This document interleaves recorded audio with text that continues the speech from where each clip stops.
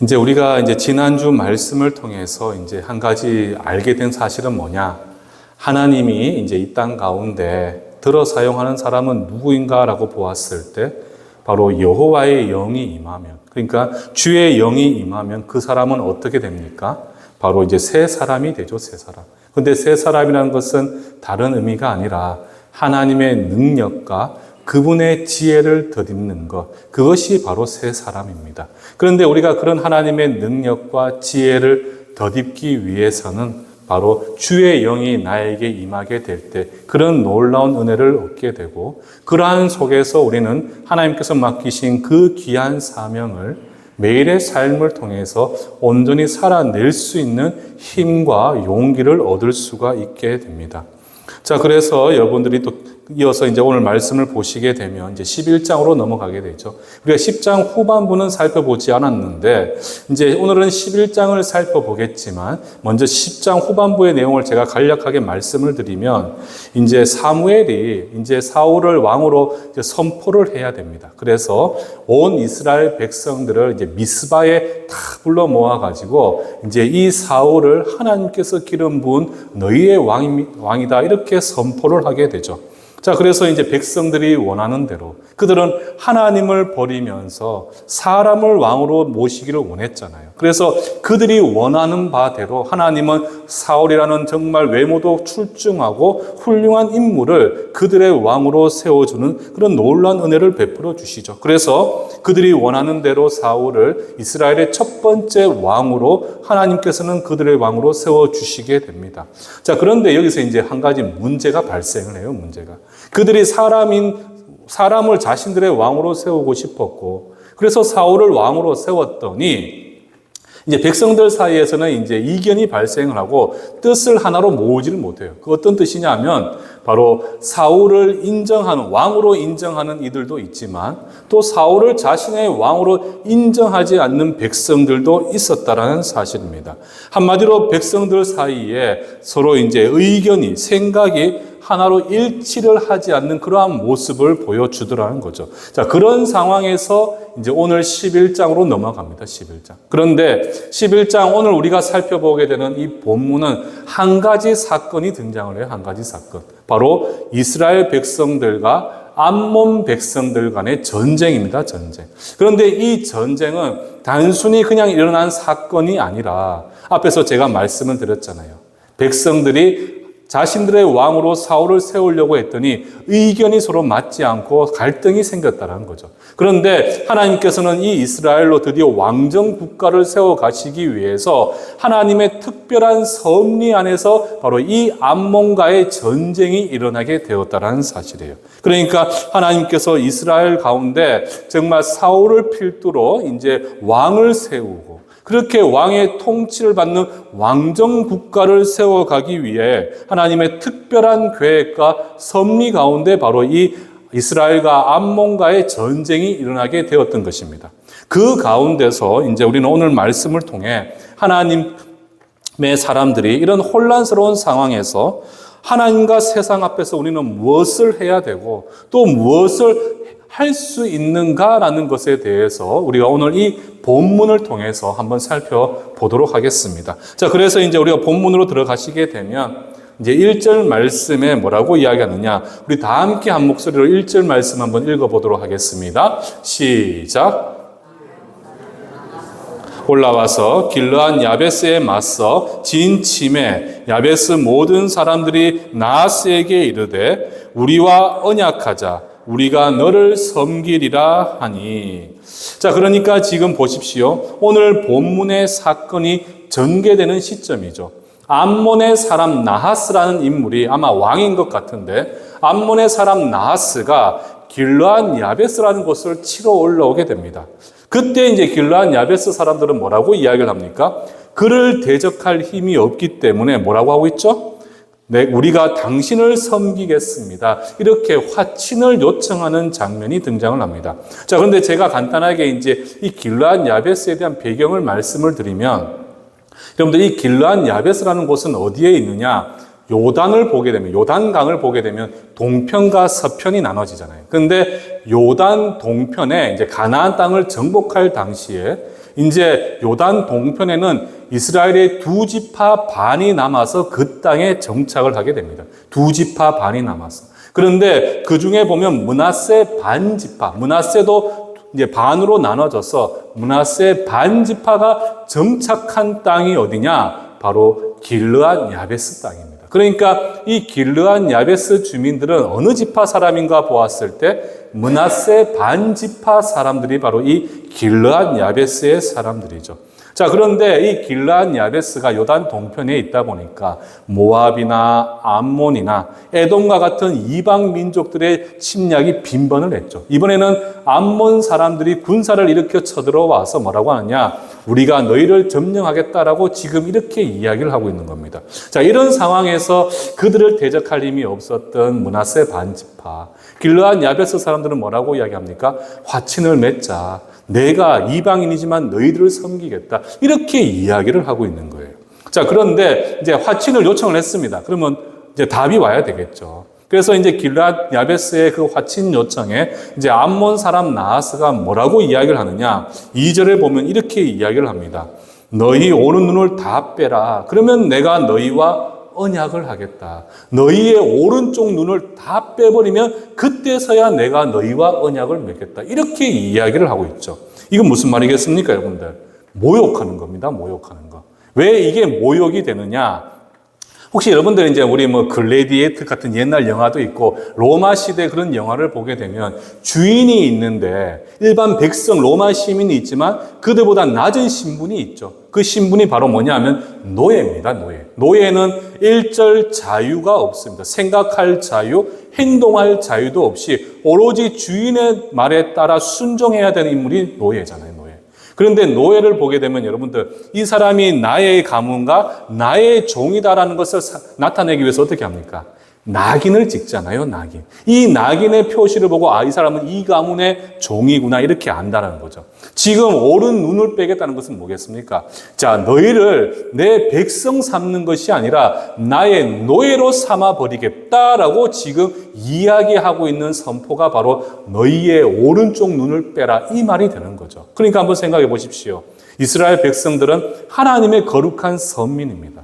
그 하나님의 거룩한 백성이 저 이방인의 터무니없는 요구를 받아들일 수가 없잖아요. 어떻게 저들의 한쪽 눈을 빼면서까지 그들의 노예가 되어서 그들의 삶을 어떻게 연명하겠습니까? 그러니까 그들은 너무나 슬프고 두렵고 떨리는 나머지 어떻게 합니까? 3절에 보시게 되면 이 야베스의 장로들이 전령을 보내서 이제 이스라엘 각지로 보냈는데 그 전령이 어디에 도착하게 되느냐? 바로 기브아에 도착을 하게 돼요.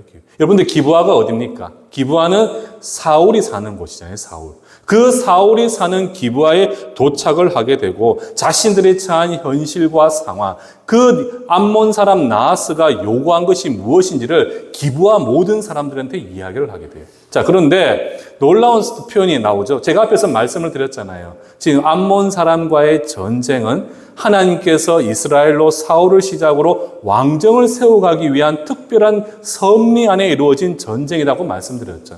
근데 그 근거가 이제 등장을 하게 되는데 지금 이제 그 소식을 듣게 되고 모든 기브아 주민들이 목 놓아 슬퍼서 울게 됩니다. 너무나 슬픈 현실이잖아요. 그러니까 그들이 슬퍼서 울게 되는데 때마침 5절을 보시게 되면 밭에서 소를 몰고 내려오던 사울이 그 우는 소리를 듣게 된다는 사실이에요. 근데 제가 앞에서 말씀드린 것은 이것은 하나님의 섭리의 일부라고 제가 말씀드렸던 첫 번째 근거가 뭐냐 하면 이 기브아 주민들이 어떻게 보면 그 교류도 없던 므낫세 반지파잖아요. 그 길르앗 야베스 사람들의 소식에 왜 그리 슬퍼할 수밖에 없었냐는 겁니다. 왜 슬퍼할 수밖에 없었느냐. 그리고 왜 이것은 바로 사울과 길르앗 야베스 사람들과의 관계 때문에 관계. 그러니까 엄밀히 따지면 바로 이 사울이 속한 베냐민 지파, 이 베냐민 지파와 길르앗 야베스 사람들과의 관계성 때문입니다. 여러분도 혹시 기억하시는지는 모르겠지만 우리가 사사기서를 보게 되면 마지막에 보면 내용이 등장을 하잖아요. 어떤 내용이 등장을 합니까? 시간적 배경으로 보면 사사기 전반부겠지만 사사기서의 내용을 살펴보면 후반에 등장하는 사건이 바로 뭐냐? 바로 11지파와 베냐민 지파와의 전쟁 기억나시죠, 여러분들? 11지파가 레위의 첩을 어떻게 보면 윤관하고 죽여버린 그 베냐민 사람들의 불량배를 어떻게 보면 치기 위해서 온 11지파가 베냐민과의 전쟁을 벌이게 되죠. 그때 어떻게 됩니까? 이제 베냐민 지파는 진멸을 당하게 돼요. 진멸. 같은 동족인 이스라엘의 11지파에게 진멸을 당해서 남자만 600여 명이 이제 생존을 하게 됩니다. 자, 그런데 이제 하나님의 언약 백성이고 같은 이스라엘의 후손인데 자, 11지파가 베냐민을 진멸해버리고 나니까 그때서야 그들이 깨달았잖아요. 아, 차, 큰일 났구나. 그래서 어떻게 합니까? 베냐민 지파를 다시금 그들이 살아갈 수 있도록 만들어줘야 되잖아요. 그래서 이 11지파가 어떤 생각을 하게 되었냐 하면 당시에 이제 베냐민과의 전쟁에 참여하지 않았던 지파가 하나 있어요. 지파. 그게 뭐냐 하면 같은 요셉 지파였기 때문에 베냐민과의 전쟁에 참여하지 않았던 지파가 있는데 그 지파가 어디냐? 바로 요단 동편의 므낫세 반지파 사람들입니다. 그러니까 지금 길르앗 야베스의 사람들이 그때 전쟁에 참여하지 않았고 그래서 그 거룩한 성전에 참여하지 않았다는 이유로 11지파가 베냐민뿐만 아니라 길르앗 야베스도 쳐버려요. 그래서 므낫세 반지파의 많은 남자들을 죽여버리고 남성을 알지 못하는 젊은 여인들을 데리고 와서 누구와 혼인을 시키게 되느냐? 남은 600명의 베냐민 지파와 혼인을 시켜버리게 됩니다. 자, 이제 대충 아시겠죠? 왜 기브아 사람들이, 베냐민 지파 사람들이 저 길르앗 야베스의 그 절망스러운 상황에 눈물을 흘리며 통과할 수밖에 없었느냐? 그들은 피를 함께 나눈 가족과도 같은 관계가 누구냐? 바로 길르앗 야베스예요. 누군가에게는 외가가 될 수도 있고 누군가에게는 친가가 될 수 있는 그런 관계가 누구냐? 바로 이 길르앗 야베스의 주민들이라는 사실이죠. 그러니까 그들은 목노와 함께 슬피 울면서 그 처한 현실을 어떻게 합니까? 그들은 분노를 하게 되는 거예요. 분노. 감히 우리 가족을 쳐서 그들을 종으로 삼겠다면 눈을 뽑으라고 한단 말이야. 감히 용서할 수가 없어. 이렇게 진노하면 그 진노를 이기지 못해 눈물을 흘렸던 이들이 바로 이 베냐민 지파 사울이란 사실이죠. 자, 그런 상황에서 이제 사울은 어떻게 됩니까? 이제 6절 말씀에 보시게 되면 이 소식을 듣고 심히 분노하면서 그때 그에게 누가 임하게 되느냐? 여호와의 영이 임하게 되는 겁니다. 여호와의 영. 그리고 우리가 이전 10장에서 살펴봤잖아요. 여호와의 영이 임하게 되었을 때 사울로 하여금 이들을 구원할 힘과 용기를 주셨던 것처럼 여호와의 영이 임하게 되어서 그는 어떻게 합니까? 11절로 이제 각 지파로 전령을 보내서 병사들을 모으게 되고 그 군사를 모아서 어떻게 합니까? 암몬과의 전쟁에서 대승을 얻게 되는 놀라운 이런 일들이 일어나게 되었다라는 사실입니다. 그러니까 이 모든 과정을 통해서 두 번째 근거, 이것이 하나님의 섭리 안에서 이루어진 전쟁이라는 사실을 알 수 있는 근거는 바로 무엇이냐? 우리가 10장 27절에 보시게 되면 사울을 왕으로 세웠을 때 그 이스라엘 백성들은 의견이 나눠졌잖아요. 누구는 왕으로 인정했지만 누구는 왕으로 인정하지는 않았어요. 그런데 이 전쟁에서 사울이 이끌고 전쟁에서 승리하게 되니까 모든 이스라엘 백성들이 12절로 뭐라고 이야기를 하느냐? 바로 12절로 보면 뭐라고 이야기하느냐? 사울을 반대하는 자들을 이제 어떻게 합니까? 그들 스스로가 용서를 하지 않겠다. 이렇게 이야기를 하게 되었다는 거죠. 그러니까 모든 백성들이 이 전쟁을 기점으로 모두가 하나가 되어버려서 모두가 사울을 자신들의 왕으로 인정하게 되었다는 사실입니다. 그러니까 이 암몬의 전쟁이 하나님의 특별한 섭리 안에 있었다는 사실을 우리가 알 수 있는 것은 기브아와 길르앗 야베스의 관계뿐만 아니라 이 전쟁을 통해서 모든 민심이 하나가 되어서 사울을 왕으로 인정하면서 이제 어떻게 됩니까? 이제 사울을 시작으로 이스라엘의 왕정 국가가 본격적으로 시작이 되었다는 사실이에요. 이게 바로 오늘 본문에 대한 대략적인 요약과 정리입니다. 그런데 제가 이제 이 본문을 묵상을 하면서 말씀은 전해야 되겠는데 이건 어떻게 보면 객관적인 사실에 대한 제가 표현이잖아요. 하나님의 섭리까지는 이해됐는데 이 말씀을 통해서 하나님이 우리에게 주시는 메시지가 무엇인가 곰곰이 묵상하는 중에 하나님께서는 저에게 두 가지의 마음을 주셨어요. 두 가지의 마음을 주셨는데 첫 번째는 바로 무엇이냐? 이제 바로 선한 분노죠. 선한 분노. 그러니까 바로 선한 분노와 용기, 하나님의 마음을 품어서 하나님을 반대하는 모든 불의한 것에 대한 선한 분노를 가지고 행동할 수 있는 용기, 그 용기를 가진 것을 우리에게 이야기를 하면서 또 한 가지 사실은 바로 무엇이냐? 바로 하나님의 사람이 세상에 증거해야 되는 사실이 바로 무엇인지를 오늘 본문을 통해서 우리에게 말씀을 하고 있다라는 사실입니다. 무슨 말이냐 하면 여러분들 이제 길르앗 야베스의 고통 앞에서 베냐민 사람들은 어떻게 합니까? 그 고통을 같이 통감하면서 슬퍼하고 있잖아요. 슬퍼하고 있는데 그리고 그 슬픔 안에서 그들은 선하게 분노를 하고 있잖아요. 저는 여러분들이 오늘 이 말씀을 통해서 이제 적어도 우리가 이 모순되고 악한 세상을 살아가는 주의 백성들이라면 이 세상이 교회와 성도를 향해 보이는 도전과 핍박이 있지 않습니까? 이 불의한 세상을 향해서 우리도 무엇을 가져야 되겠습니까? 하나님의 거룩한 선한 분노를 가질 수가 있어야 한다는 거예요. 여러분들, 이제 이 대한민국을 보게 되면 이 대한민국은 기독교의 가치와 말씀을 토대로 세워진 엄밀하다 보면 하나님의 거룩한 나라라고 볼 수가 있어요. 저는 교회사를 또 전공을 했고 역사를 공부를 했잖아요. 그래서 우리가 역사를 찬찬히 살펴보게 되면 구한말 이후에 일제강점기를 거쳐서 이제 대한민국이 이제 건국이 되면서 정말 그 모든 일련의 과정을 보게 되면 여러분들 정말 이 기독교가 정말 이 대한민국의 어떻게 보면 모든 나라의 건국의 기조를 이루게 됩니다. 그래서 많은 한국 사회를 지탱하고 있는 사회적 신념과 그리고 그 윤리와 기준이 많은 부분에 성경에 기반을 두고 있습니다. 성경에. 그리고 이제 성도는 어떻습니까? 나를 구원하신 예수를 나의 구주로 삼고 또 믿으면서 그분의 정의와 공의를 내 삶을 통해 증거해야 되는 것이 바로 하나님의 백성들이죠. 또 그분의 말씀을 순종함을 통해서 무엇을 바로 하나님의 거룩한 영광을 우리의 삶을 통해 세상 가운데 증거하는 삶을 살아낼 수가 있어야 합니다. 그 가운데에서 이제 하나님의 말씀에 대한 순종, 이 성경의 진리를 내 삶 가운데 하나님의 거룩한 말씀을 진리로 순종하며 살아내는 것이 우리가 이 땅을 살아가는 이유와 삶의 목적이 된다는 거죠.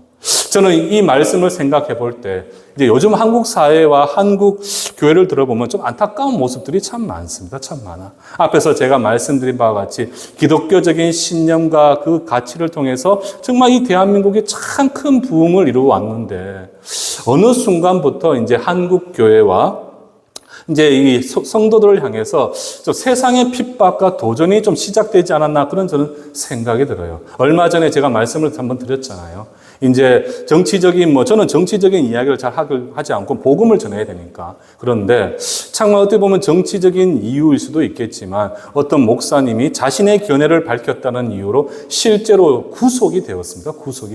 부산의 큰 대형교회 목사님이 구속이 되어버렸어요. 그리고 이제 우리가 결코 용납하고 타협할 수 없는 것이 바로 무엇이겠습니까? 차별금지법이잖아요. 차별금지법. 동성애를 우리는 인정할 수가 없습니다. 하나님의 창조의 질서와 그분의 거룩한 율법에 반하는 것이 바로 이 차별금지법인데 이 차별금지법이 지금 통과 직전에 와 있거든요. 통과 직전에. 그러니까 이 차별금지법이 통과되면 저도 이 강단에서 어떤 말씀을 여러분들에게 전해야 될지 저도 감이 안 잡혀요. 감이. 자, 우리라고 미국이나 영국처럼 이제 얼마 전까지 그랬잖아요. 설교 중에 목사님이 전하는 그 메시지의 내용 때문에 실제로 막 끌려 나가고 하는 그런 일들도 참 많았거든요. 우리라고 그러지 않으란 법이 있을까? 저는 요즘 그런 생각이 듭니다. 그리고 점점 말씀에 순종할 수 없는 환경과 상황으로 한국 사회가 조금씩 바뀌어가고 있는 모습을 우리가 볼 수가 있게 되는 거죠. 이런 시대에 여러분들 영국에서 그런 차별금지법과 같은 그 연방법이 통과될 수 있었던 주 이유가 뭔 줄 아십니까? 여러 단체들의 그러한 압력 아닙니다, 여러분들. 정말 그 이유는 바로 무엇이냐? 그리스도인들의 침묵 때문이었습니다. 침묵. 설마 그런 일이 일어날까라는 그들의 안일함과 그들의 침묵. 그 침묵 때문에 그런 일들이 일어날 수밖에 없게 되었다는 사실이죠.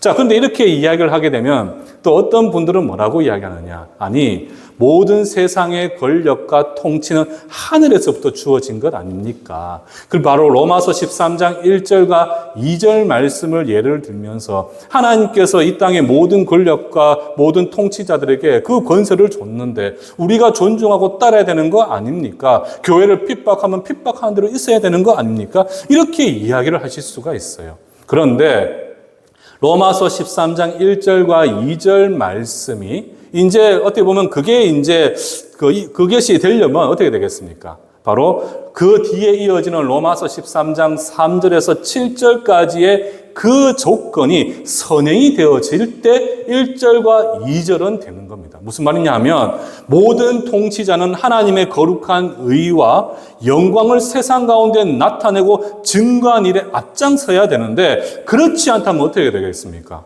그것은 결코 침묵의 이유가 될 수가 없다는 거예요. 침묵의 이유가 될 수가 없고. 지금 우리도 똑같죠. 교회가 무너지고 성도들이 세상의 법과 제도로 신앙을 지키기 힘들어져도 안타까운 사실은 그 어느 교회와 그 어느 누구도 이 일에 대해서 분노하거나 또 말을 하는 이들이 없다라는 사실입니다. 누구도 분노하지 않고 모두가 침묵을 하고 있다라는 사실이죠. 요한복음 2장 12절에서 15절까지 한번 보십시오. 그 성전이 더러워진 것을 바라보시면서 예수님이 얼마나 큰 분노를 보여주셨습니까?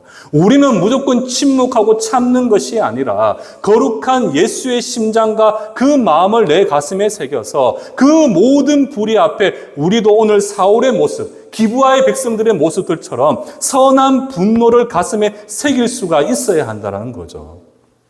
분명한 사실은 정말 우리로 인하여 예수의 이름이 세상의 조롱거리가 되어가고 교회가 핍박 가운데 놓인다면 분명한 사실은 오늘 본문의 사울의 모습처럼 선한 분노를 통해서 세상을 향해 나아갈 수 있는 담대한 용기를 가지고 십자가를 들고 세상을 향해 나아갈 수가 있어야 한다는 사실입니다.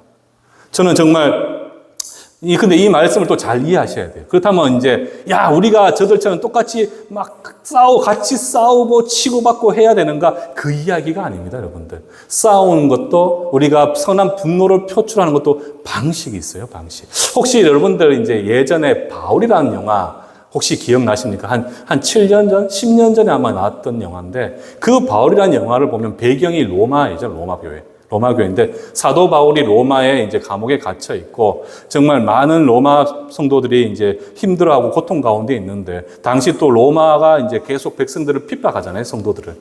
근데 그 공동체의 지도자가 누구였냐면 브리스길라와 아굴라였습니다. 그런데 그들 성도들 사이에 이제 의견이 나눠지기 시작했어요. 그들이 우리를 힘들게 하니까 우리도 칼을 들어서 같이 그들과 싸워서 승리하자라고 하는 열성 분자들이 있었고 브리스길라와 아굴라를 주축으로 우리가 하나님의 백성이고 예수의 십자가의 사랑을 알고 있지 않느냐. 정말 그들의 그런 세상의 도전 가운데 우리는 침묵하고 우리는 분노를 내려놓지는 않겠지만 예수의 심장과 마음으로 그들을 품고 용서하고 또 그들을 섬기면서 더 나아가서 그들이 진리를 알지 못해 그러니까 그들이 하나님의 말씀 예수 그리스도에 대한 진리를 깨달아 알 수 있도록 그래서 그들 스스로가 자신들의 행하는 행동들이 얼마나 부끄러운지를 알 수 있도록 복음을 전하는 일에 앞장서자 이렇게 하는 두 팀이 나눠졌다는 거죠. 정말 우리가 이 영화를 통해서 한 가지 얻을 수 있는 교훈이 무엇일까요, 여러분들? 다른 게 아닙니다, 여러분들. 세상이 우리를 핍박하고 도전하고 한국 교회를 억압하고 무너뜨리려고 한다 할지라도 여러분들 교회는 무너지지 않습니다. 우리 예수 그리스도의 몸된 교회는 결단코 무너지지 않습니다. 그 교회의 거룩한 성도들은 그 예수 그리스도의 마음으로 무엇을 선한 분노를 품고 저 세상이 하나님을 알지 못해서 끊임없는 세상 교회를 향한 도전 가운데 있기 때문에 그들이 진리의 말씀 위에 바로 설 수 있도록 어떻게 된다는 거죠? 정말 끊임없이 끝까지 우리가 할 수 있는 대로 주의 복음을 진리 가운데 선포하고 전하는 그 일에 우리는 최선을 다해서 그들이 하나님의 말씀을 정확하게 알아 스스로 자신들의 죄를 깨닫고 죽게 돌아오도록 만드는 그 일을 위해서 우리는 무엇을 해야 되겠습니까? 지금도 나가서 끝까지 예수의 복음을 전하는 그 일에 우리는 앞장설 수가 있어야 된다는 것이죠. 같이 그들과 총칼을 두고 싸우는 것이 아니라 우리는 진리의 말씀인 성경을 우리의 무기로 들고 그들에게 그 말씀을 선포하고 전함을 통해 그들이 하나님 말씀 앞에 스스로가 부끄러워 엎드릴 수 있도록 우리가 그렇게 복음을 전하는 일에 최선을 다할 수가 있어야 되는 거죠. 그렇게 우리가 하나님의 거룩한 선한 분노를 세상 가운데 표출하고 선포하며 주의 십자가를 들고 담대히 나아가게 된다면 우리로 하여금 어떻게 하시겠습니까? 그런 핍박 가운데서도 절망 가운데서도 우리의 믿음을 지키며 살아갈 수 있도록 우리로 성령으로 새 사람을 입게 하실 것이고, 여러분들 이 세상과 주권의 통치는 누구에게 있습니까? 하나님께 있잖아요. 하나님께서 이 땅 가운데 회복해 하시는 당신의 놀라운 역사를 그분의 섭리 가운데 반드시 우리 가운데 보여주시게 된다는 사실이에요. 그것을 위해서 어떻게 되겠습니까? 우리는 주의 복음을 그럼에도 불구하고 끝까지 담대히 선포할 수 있는 그러한 용기와 담대함을 가지고 세상을 향해 나아갈 수가 있어야 되는 겁니다. 자, 그리고 두 번째는 바로 무엇인가? 오늘 이 본문을 통해서 우리가 기억해야 되는 것은 사울을 통해서 우리는 하나님의 사람이 세상 가운데 증거해야 되는 사실이 무엇인가 하는 점입니다. 크게 두 가지를 둘 수 있겠죠. 하나는 무엇이냐? 오직 구원은 누구에게 있습니까? 이스라엘 백성들의 그 구원은 누구에게 있었습니까? 하나님께 있었죠. 오늘 살아가는 저와 여러분과 같은 거룩한 성도들, 우리에게 있어서 참 구원은 누가 되시느냐? 오직 예수 그리스도밖에 없습니다. 세상 사람들, 이스라엘 백성들은 그 전쟁에서 승리했을 때 사울을 높이려고 했는데 그때 사울은 뭐라고 이야기를 합니까? 13절로 보시게 되면 우리의 구원은 여호와께 있노라고 고백을 합니다. 여호와께 있다. 그러니까 여러분들이 세상 가운데 무엇을 선포하셔야 되겠습니까?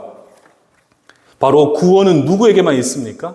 세상의 가치와 신념과 이데올로기와 돈과 권력에 있는 것이 아니라 오직 구원은 누구에게 있느냐? 바로 예수 그리스도 우리의 구주 되신 여호와 하나님께만 있다라는 사실을 우리는 담대히 선포할 수가 있어야 되는 거죠. 그리고 더 나아가서 모든 영광은 누구만이 받으셔야 되느냐? 하나님이 받으셔야 돼요. 하나님 받으셔야 돼요. 사람이 영광을 받아서는 결단코 안 되고 모든 일들 가운데 세상의 성공과 부귀와 영화 가운데 그 영광은 누구만이 받으셔야 되겠습니까? 하나님만이 받으셔야 돼요. 하나님만이.